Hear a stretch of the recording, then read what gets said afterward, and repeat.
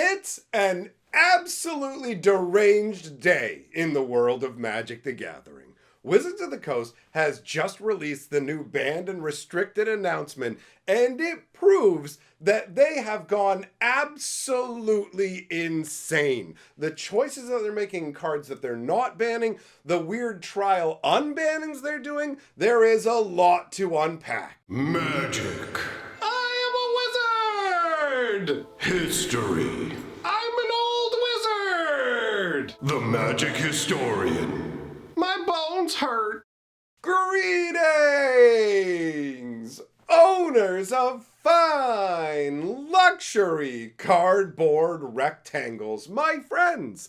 I hope the day finds you well, because we have gathered to take a look at an incredibly head-scratching installment of Mega Magic News. We're going to be taking a look at Wizards banning and unbanning choices, and some of them have people up in arms, and rightfully so, because when I said it was deranged, that is an understatement. I am genuinely flabbergasted by what they've done. Before we dive into that, want to let you know I did an interview over on Capricorn's channel talking about Wonders of the First with him. So I will leave a link pinned down in the comment section if you want to go and check that out. Now, let's dive in and talk about what's going on with the bannings and unbannings. We're starting out with Standard, and this is where you're going to find the most insanity in today's announcement. And it starts right out the gates by saying, Standard is flourishing,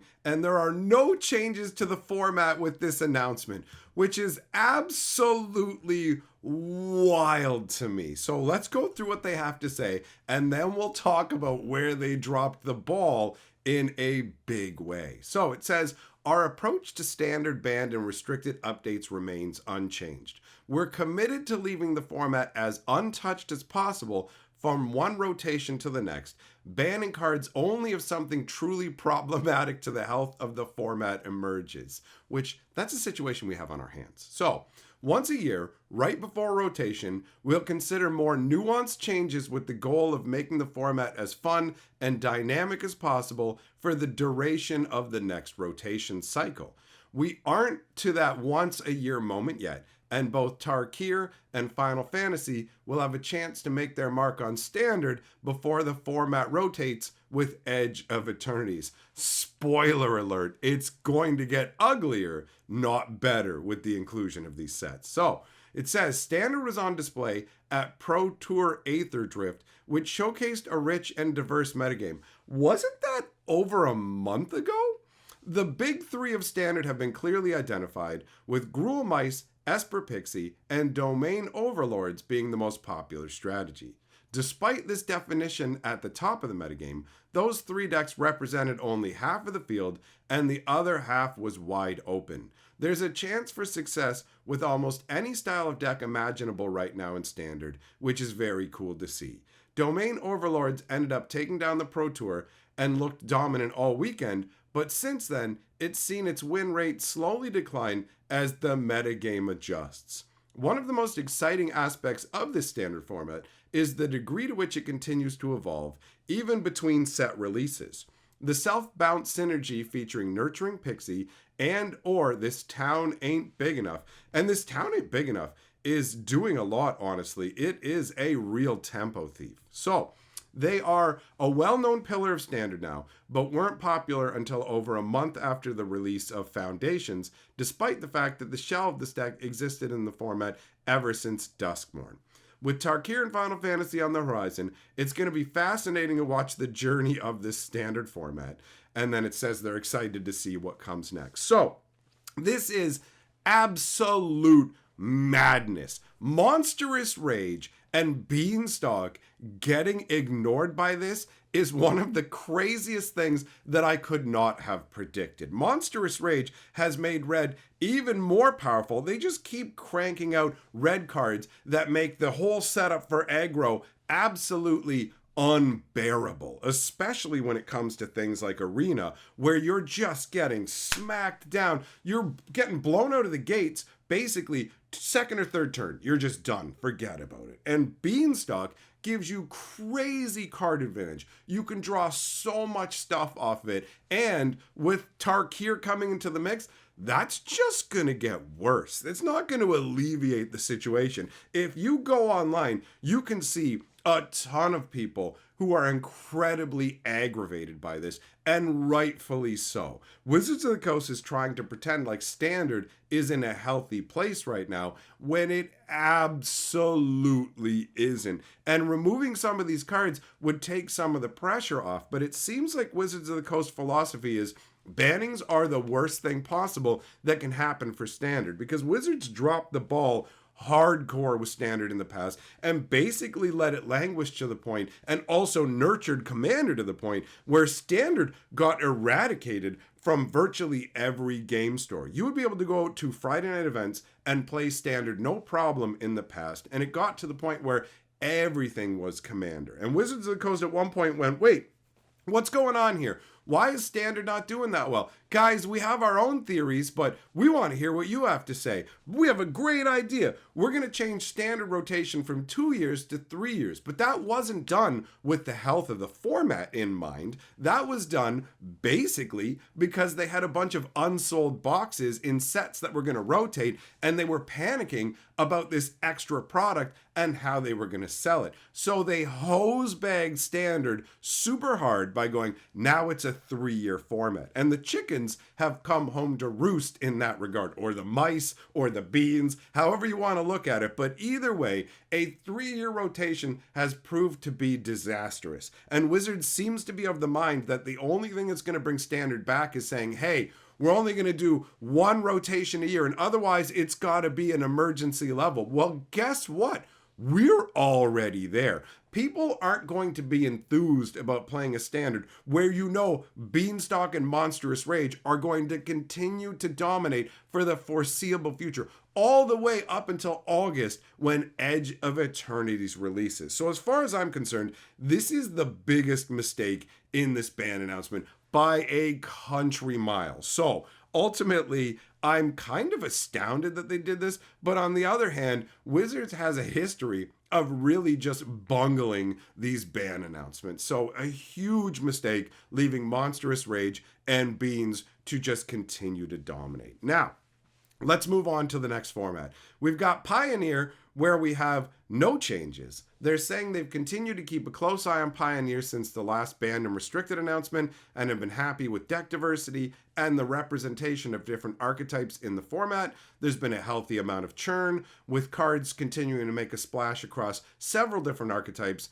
Emberheart Challenger, Manifold Mouse, Heartfire Hero have been a central part of aggressive decks, mirroring the Standard Mice package. Fear of Missing Out, which is this is a crazy good card, honestly. Like, what you get out of it is really, really solid. So, Unholy Annex / Ritual Chamber have been seen play in Rakdos midrange, changing the way the deck is played and giving it a lot more closing power. You've got Igra, Eater of All, and Scavenger's Talent have created a more combo-centric version of Jund Sacrifice, and it is fun to see some of the Calamity Beast action from Bloomborough making a difference. I really liked Bloomborough, my favorite set of 2024. Fantastic flavor. So, it continues. Leaving players with a strong creature combo deck they can play after the Amalia banning. They dragged their feet on this too. They just basically sit back and go, it really feels like Pioneer isn't getting as much love as it should. They're not tending it as well as they should, but nothing here feels as egregious as what's going down with Standard to me, although people who are Pioneer enthusiasts I should say, will be likely to disagree with that. So, basically it says, we've also seen several smaller changes to decks with cards like Artist Talents in Is It Phoenix and Valor's Flagship in Greasefang decks, providing a little more consistency and strength. Despite the churn, Pioneer metagame has remained well balanced, with a large variety of playstyles viable, and no deck or archetype having a problematic win rate or play rate. The metagame continues to evolve as new decks like Dimir Bounce make their way into the format, and obviously they're going to continue to monitor this and make changes as necessary. So this one isn't as bad as far as I'm concerned to Standard, but the fact that they're just leaving Pioneer as is does feel a little bit odd to me. Now, Modern is having a ban that I can absolutely get behind. Underworld Breach has been banned. This is an insanely powerful card, and I'm surprised that it took this long to get banned. For 2 mana, giving all of the cards in your graveyard escape is absolutely bonkers. Sure, it's an enchantment that only sticks around for 1 turn, but you only need it for 1 turn. It doesn't even matter. So, it says, to echo a point from the opening of the article, December's update to the Modern ban list did a lot to breathe new life into the format. We've seen Mox Opal, Green Sun Zenith, and Faithful Looting show up in a bunch of decks to varying degrees of satisfaction from the team. Green Sun's showing up in Yawgmoth and Amulet Titan combo decks was something they anticipated and were happy with. Faithless Looting breathing new life into proactive graveyard-centric decks like Hollow One is also great. However, Mox Opal teaming up with Underworld Breach to create explosive and resilient combo deck is not something they're happy with. How would they not see that, honestly? Mox Opal is a fantastically powerful card. You only have to have 3 artifacts out. It counts as one of those artifacts, and basically it gives you access to mana of any color for free. So, obviously, you're going to have no problem being able to just go off with that stuff. And for some of this, they're showing off deck lists. I'm not really going to get into that because we're just here to talk about the banning. So, to give a bit more context, the last couple of months have seen a ton of experimentation with different ways to play with new tools in the format, but over time, it's been increasingly apparent that the strongest thing to do in Modern is play a Temur Grinding Breach combo deck. The deck uses the combination of Underworld Breach and Grinding Station, a random uncommon from the Mirrodin days that didn't really make much of an impact when the set came out, but ultimately over time has become a big deal. So you use it in conjunction with 0 mana artifact to mill your library 3 cards at a time before winning with cards like Thassa's Oracle or Grapeshot. The deck is notoriously resistant to graveyard and artifact hate by virtue of its ability to diversify its threats, which made it uniquely difficult to overcome in sideboarding. Between that resiliency and its explosiveness, with it being able to win as early as the first turn, absolutely wild. First turn wins in Modern. We're not talking old school Vintage. We're talking what's supposed to be at least a mid-speed format for Magic, although the speed of decks has increased over time. So it says, we're confident that it's time to send Breach back to the Underworld. Everybody and their mother, people who didn't even play Magic the Gathering could tell you it was time to get rid of Breach. So with the amount of pressure that Underworld Breach put on the format, we expect the format to change a good bit with its departure, especially sideboards. Previously, we saw players committing well over half of their sideboard to try and suppress the combo. Now we're optimistic the format can open up a bit and allow for a wider range of strategies to exist. You don't say! So they're saying beyond this, Modern looks pretty good. A bunch of different decks are showing up. Orzhov Blink's making a name for itself. Aether Driftus has a major impact to the format with Ketramos. Ketramos is basically dropping down like a giant bomb. There is a lot of power tucked into this 3 mana dude. So, he's obviously showing up in those Blink decks. Marauding Mako is showing up in Hollow One decks. The fact that he just beefs as you discard cards and he's only 1 to put out makes him really solid. Stock Up showing up in blue decks that are looking to play a longer game. So they're planning on keeping an eye on the decks that were strong enough to hang despite the Grinding Breach setup in effect. So Boros Energy decks, Dimir Oculus decks, and Eldrazi variants, Amulet Titan, and the Orzhov Blink deck. At least there's a range of decks here. We're not looking at a format where there are only 2 or 3 decks. Things get really ugly when you have very few options. So we're watching red-white energy variants the closest. That makes perfect sense. Red-white energy. The energy stuff that came out in Modern Horizons 3 was absolutely insane. And that's by design. Wizards literally has changed Modern to have basically be a rotating format. Originally, it was far more stable, and now it's just, boom, check it out. You got to get this new direct-to-modern product or you're hosed, right? So they're saying if reasonable counterplay emerges in the upcoming regional championship qualifier season, then they won't feel the need to really make any changes. But otherwise, red-white is the next thing on the chopping block. Then we've got Legacy, where a random common from Lord of the Rings is eating a ban. The Troll of Khazad-dûm, and it really puts the dumb in Khazad-dûm. So it's a 6 mana 6/5 that can't be blocked except by 3 or more creatures, but it's got swamp cycling for one. Super easy to get this into your graveyard. And so essentially they've gone ahead and given that the boot. And sowing Mycospawn, which wasn't something that I actually knew was causing problems, honestly. I hadn't really heard that much about it. But a green and 3, it's a 3/3 with Devoid and Kicker 2. And when you cast a spell, you search for a land, put it on the battlefield and shuffle. And when it's kicked and you cast it, then you get to exile target land. So too much going on this guy. Now, it says, by the numbers, the Legacy of today does a good job of emulating a balanced format. The most played deck, Dimir Reanimator, isn't taking too large of a piece of the pie, and the next handful of decks consistently showing up aren't doing so at clips that are wildly out of bounds. The issue is that, despite having several different decks, the format's slower macro archetypes like mid-range and control have largely been pushed out of the metagame as environmental pressures have wildly condensed the games. I mean, obviously, when it comes to the oldest formats, they're going to have access to the most powerful stuff. It's very telling that it's new cards from newer sets that are having this impact. There was a while where Legacy and Vintage would pretty much have nothing changing in them at all. They could incorporate new cards, but it didn't cause massive shakeups. Once Wizards switched into Fire's design, we saw some real shifts with that, like Oko all of a sudden showing up beside Black Lotus and them going, we had no idea it'd be this powerful. Well, why do you test your cards? Anyways, it's apparent to them that people who love to play Legacy do not love to play today's Legacy, so they're taking steps to improve the format. The Troll has been a big part of Legacy for almost 2 years now, with some form of Dimir Reanimator being the strongest deck in the format since approximately the release of Lord of the Rings Tales of Middle-earth.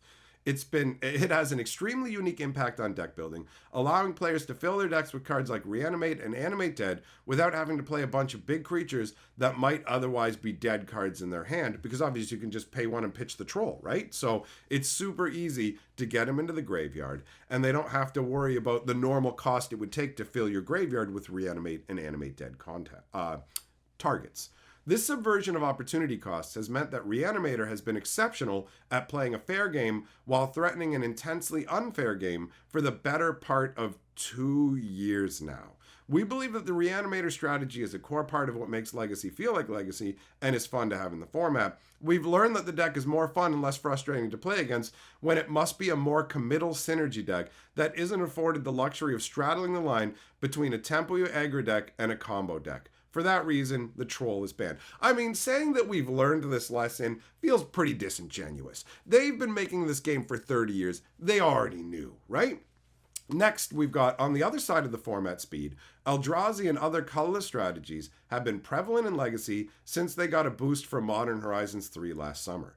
Generally speaking, these decks have presented the issue of completely sidestepping the rules of engagement in the format, making them extremely hard to interact with. This is by design. Let's be very clear. Wizards of the Coast is pushing broken nonsense in sets like Modern Horizons 3, and we already talked about it in one of the other parts of this announcement. We're talking about it here, and Modern Horizons 3 will have an impact on yet another format when we get further into this announcement. So they know this is going to happen, and somehow they're just crossing their fingers going, well, I know we made a bunch of busted dumb nonsense, but maybe it'll be just good enough that we can get people to rotate and change their decks and make money, but it won't shatter formats. But unfortunately, that's not what happens, right? So last December, the strongest version of the strategy was using Vexing Bauble as insulation against cheap spell interactions for fast combo, but now colorless strategies have positioned themselves to have the best inevitability in the format, with a good chunk of that inevitability coming from a single card. And here's another deck list.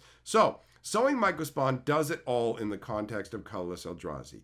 It can grab late game cards like Eye of Ugin, it can grab interactive lands like Blast Zone or Caracas, but most frequently it's grabbing copies of Wasteland to exacerbate the strength of its land exiling effect. So essentially you get to exile one of your opponent's lands, you grab a Wasteland and smash another one of their lands. So you're getting a creature that smokes 2 of their lands, which is busted. The land exiling effect can notably target basic lands, which is a classic card that's more fun when it's a reliable out to other land hating cards in the format like Wasteland and Blood Moon. So example, Obviously, what they're trying to say here is Wasteland can destroy anything that isn't a basic land, and you should be safe using basic lands because they can't get messed up by Blood Moon. But now you've got the Myco spawn going, yo, I can smoke even basic lands like it's nothing, son. And so that's caused environmental pressures on the format, compressing games to the first handful of turns and putting the Magic play experience at risk. It basically just, yeah, you don't get to play Magic. For these reasons, as well as the violation of format heuristics, Myco Spawn is banned. Myco Spawn is banned. I love how they use these terms that really mean nothing to the layman. Heuristics, like, they need to keep the language more simple. But by gussying it up, they're hoping that you won't realize what a poor job they've done of managing things. They make these busted cards knowing. They know that Wasteland exists. They know that Blood Moon exists. They know about the formats, right? So it just shows how little they actually care and will only move when their hand is forced. In the coming weeks, we'll be keeping an eye on the prevalence and win rates of the various all-in combo and fast mana decks that bubbled to the surface of Legacy. Blood Moon Stompy and Oops All Spells are prime examples of decks that have seen their meta share rise in the past few months with the density of modal double-faced land cards in Modern Horizons 3, both currently within bounds of play rates and win rates that have been historically acceptable. Ideally, the above changes will create space for more counterplay against these decks over time. At least until they dump some more busted nonsense out and then go, oops, who could have seen this happening? Now, on to Vintage, they have no changes. It says there's no changes to Vintage with this announcement, but there was much discussion about one card and its place in Vintage, and that is Lurrus of the Dream Dead. Companion is one of the dumbest things that Wizards has done in a long time. Just going, oh yeah, you know what? It turns out you can just have an 8th card is a huge advantage. And it was something that they knew was going to be a problem. Rosewater even talked about it in an article that he tried something like that a long time ago, and the warnings came back. It's an absolute nightmare to do. But ultimately, they couldn't help themselves. So it says, last August, we restricted Urza's Saga for a few reasons. One of which was the hope it would reduce Lurrus's prevalence in the format by weakening decks looking to utilize a toolbox of cheap artifacts. Lurrus of the Dream Den is busted, right? Basically, during each of your turns, you can cast a permanent from your graveyard that costs 2 or less. And that's what all these old school formats are about. A bunch of cheap, crazy insanity. So getting to reuse a spell, or a permanent, I should say, every turn is absolutely insane. So it says the metagame share of the card Lurrus has increased over time. Surprise, surprise. It was banned before for 9 months in 2020 to 2021 due to the original companion rule. It was the only power level ban that Vintage has seen in decades. Think about that for a second. That's how busted companion was. They had to update and change the companion rule, and they unbanned Lurrus in the Vintage spirit of keeping as many cards as possible legal, because Vintage is supposed to be the most wide open, you can play with all the toys format. But as Wizards keeps pushing the bounds of power, you just end up with more insanity. So they had the discussion about whether this was still true. The short answer is yes. If Lurrus becomes a significant enough problem, they'll ban it. At the moment, they feel they're not close to that threshold. But the threshold is, of course, fuzzy. They're hedging. They're hedging. So there are cards banned in Vintage, dexterity cards, sub-game cards, sticker cards, and attraction cards, and so on. They're banned in all formats for tournament logistical issues. With the companion mechanic, it's not. So it's not a logistical issue. It has a unique interaction with Vintage and the restricted list. But obviously, Vintage is the only format that has a restricted list, which says you can only play 1 copy of a card. But Lurrus is like, well, anything that costs 2 or less, guess what? You can use it over and over and over. It's absolutely dumb. So, because of this, banning in Vintage is on the table for a card with the companion mechanic. We won't let the format stagnate to preserve the clarity of a rule that already has exceptions. So we'll continue to keep an eye on things with Lurrus in tournaments and with player sentiment. Overall, Vintage looks healthy based on recent results. The continuing presence doesn't seem to be stifling overall deck diversity and innovation. Just a testament to how boneheaded it was to include Companion in Magic in the first place. Now, Pauper is where we're getting weird. There's an entire separate article for this that I'm not going to go into. I'm just going to briefly touch on some of the things they said for it. So, in Pauper, Basking Brood Scale is banned, right? So, This is where I said Modern Horizons 3 was going to rear its ugly head again. So the Basking Brood Scale combos with a 1 black cost enchantment from the old school days of Magic to essentially create an endless combo that is out of control. So they've gone ahead and banned that. Kuldotha Rebirth is just too effective at giving you a bunch of creatures. 3 dudes for 1 mana, and all you have to do is sack an artifact. Really easy to do. Deadly Dispute is giving too much card advantage, so they've got rid of that. You can use it with like the Wellspring, Mycosynth Wellspring, right? Things like that give them way too much advantage, where all of a sudden you're paying 2 mana and you're drawing 3 or 4 cards. That is nuts in Pauper, because Pauper is just where you're supposed to be playing with lower powered stuff, but Wizards has upped the level of power on everything across the board over the years, so Pauper has had to go ahead and kick these cards to the curb. But they've done 2 unbannings. One is Prophetic Prism, because other similar cards have shown them that maybe they don't need to be too worried about it. But the real bonkers one to me is High Tide. High Tide is absolutely crazy. This came out in the days of Fallen Empires. So nutty. 1 blue instant that makes all islands tap for an extra blue mana for the rest of the turn. It is a super strong effect, to the point where they've said they're unbanning it in Pauper, but they've put a gigantic asterisk the size of the earth beside it, saying, okay, look, listen, this is a super powerful card. We're very aware of that. This is a temporary unbanning, and how it works with both Prophetic Prism and High Tide for these unbannings is they are going to make a decision before the next banning announcement in June, so they're going to keep an eye on both of them, and when the June announcement comes out, they're either going to reaffirm the unbanning and say, yes, they're officially fully unbanned, or they're going to say, no, back into the darkness with you. You are once again banned. And when they talked about High Tide, they say there might be room for it, but ultimately they are very strongly of the belief that it will still need to be put back on the banned list. So on one hand, it's kind of crazy that they're turning around and saying, well, we're pretty sure this card's going to need to be banned and stay banned ultimately, but we're going to go ahead and turn it loose. On the other hand, you have to give them a bit of credit for seeing, you know what, maybe we're overreacting. We're like 95% sure this is going to need to be banned. But what if we're wrong? Why don't we go ahead, give it a bit of slack, we'll give it 3 months, and then we'll go, okay, you know what, it turns out it's not making that much of an impact as much as we thought it would. Obviously, let's be real. High Tide is going to make an impact. Being able to double the mana production of all of your islands is absolutely insane. If you've never played with High Tide, you might not really realize how insane it is, because you think to yourself, well, it's just for 1 turn. But really, that 1 turn is all it takes. It is an explosive amount of mana. So I give them credit for testing the limits. Pauper is living in its own different universe. That's why it's not even really, like, they obviously talked about it in depth in a completely different article, but Pauper is a strange beast when it comes to Magic formats. So that's everything on the bannings. I have a little bit more to say to you, so let's jump over to that now. Now that we've discussed that insanity, just want to remind you guys that on April 3rd, I'm going to be doing an interview with Brian Tinsman, who used to work on Magic the Gathering. We're going to be talking about his new game, Wonders of the First, and there will be a very limited opportunity